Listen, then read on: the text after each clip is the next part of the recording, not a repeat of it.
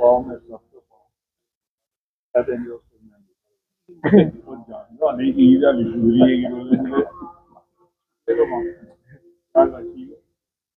علی صاحب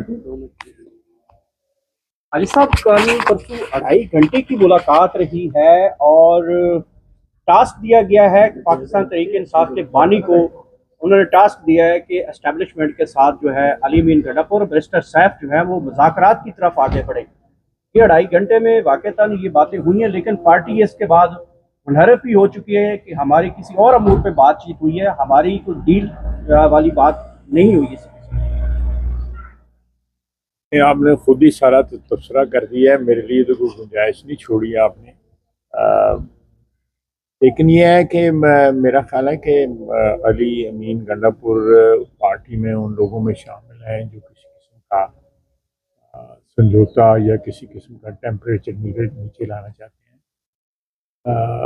اور ڈیفینیٹلی عمران خان صاحب بھی مختلف اوقات کے اوپر جو ہے اس قسم کا عندیہ دیتے رہے ہیں، اور وہ بھی مختلف اوقات پہ مختلف جو ہے سٹینڈ لیتے رہتے ہیں۔ خیر وہ ان کی ایک عادت ہے پرانی کہ بات کرنا پھر مکر جانا، تو یہ ان کا اندرونی معاملہ ہے، میرا اس پہ کمنٹ کرنا جو ہے کوئی ایسے کوئی وقت یا اس کی کوئی ویلیو نہیں ہے، لیکن یہ ان کا اندرونی معاملہ ہے۔ پارٹی جو ہے ایک دو رخی دوغلی پالیسی جو ہے وہ انہوں نے اپنائی ہوئی ہے۔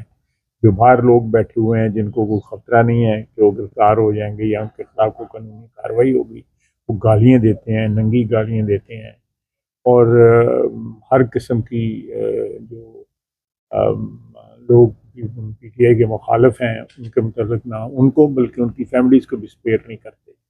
تو اس ایک وہ حکم پی ٹی آئی کے جو قائد ہیں ان کا حکم باہر کے لیے یہ ہے، اندر کے لیے ڈھیل کا حکم ہے۔ تو آپ اس سے اندازہ لگا لیں کہ یہ کس طرح کا بندہ ہے، اس کا نہ کوئی نہ پٹھ نہ سر دے گا جس میں پنجابی کہتے ہیں۔ تو یہ دوغلی پالیسی جو ہے یہ کبھی نہیں چلے گی، یہ پچھلے جب سے ان کی حکمرانی گئی ہے تب سے یہ چلانے کی کوشش کر رہے ہیں، لیکن یہ چلے گی نہیں۔ ایمانداری کے ساتھ اس ملک و ملت کے مفاد کے لیے بات کریں، اپنے ذات کے خول سے باہر نکلیں۔ خواجہ صاحب لیکن پی ٹی آئی یہ ابھی بھی کہہ کے گئی ہے کہ ہم نے کہا کہ آپ مذاکرات کے لیے تیار ہیں، واقعتاً یہ جو ٹاسک دیا گیا ہے مذاکرات کا دیا گیا، تو انہوں نے کہا کہ یہ تو بعد کی بات ہے لیکن حکومت کے ساتھ ہم مذاکرات نہیں کرنے کے قابل، کیونکہ ان کے پلے بھی کچھ نہیں ہے۔ وہ یہ کہنا چاہتے ہیں آپ کے بارے میں؟ چلیں دیکھیں، ترلے منتیں تو چلو جن کے پلے وہ سمجھتے ہیں ان کے کر رہے ہیں، پھر ان کے ساتھ ان کو گالیاں بھی دیتے ہیں، ساتھ ان کے متعلق جو ہے جو پوسٹ آتی ہیں سوشل میڈیا پہ وہ بھی آپ کے سامنے ہیں، میرے سامنے ہیں۔ تو میں سمجھتا ہوں کہ بیسیکلی پی ٹی آئی کو ایمانداری کی ضرورت ہے، سیاسی ایمانداری کی اور مالی ایمانداری کی، جو دونوں کا ان میں فقدان ہے، دونوں میں وہ دیوالیاں ہیں، سیاسی ایمانداری میں سے بھی اور مالی ایمانداری۔ کیا مولانا فضل الرحمان صاحب جو ہے وہ چل یار تحریک مکا انصاف دے میں ہونا جا ادوں سکتے چھٹیاں تو آئے ہیں، مکا دے ہونا۔ کانٹرڈکشن ہے کہ ان کے زمانے میں 3 سیکورٹی کانفرنسز نہیں آئے، آپ کو یاد ہے 3 سیکورٹی کانفرنس یہاں پہ سیکورٹی کانفرنس جب ہم نے کی ہے تو اس بات پہ کہ ہمیں نہیں بلایا، اس کو نہیں لایا جا رہا جیل سے، اس لیے ہم نے بائیکاٹ کیا۔ کتنی بڑی کانٹرڈکشن۔ تو یہ جب تک یہ کانٹرڈکشنز نہیں ختم ہوگی، وہ جو مرضی کر لیں، چاہے وہ باہر سے جو گالیوں والی بریگیڈ ہے اس کو لگا لیں، وہ بھی عمران خان کے پہ گالیاں دیتے، اس کے کہنے پہ گالیاں، بلکہ ٹارگٹ بتاتا ہے وہ کہ فلاں کو گالیاں دو، فلاں کو گالیاں۔ اندر جو ہے یہ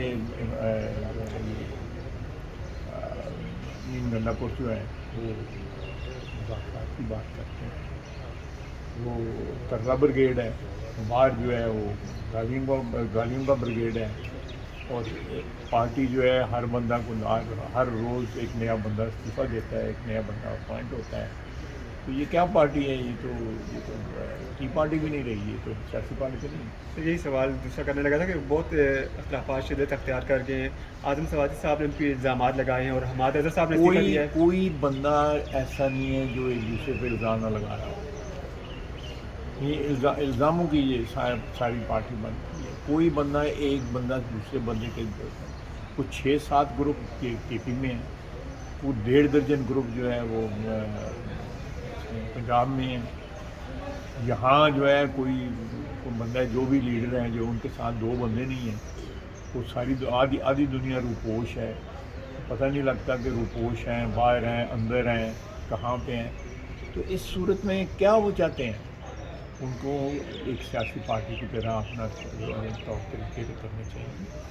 یہ ایک شخص کے کوئی بھی پاکستان کے 25 کروڑ عوام میں کوئی بھی ایسا شخص نہیں ہے جو ریاست پہ بھاری ہو.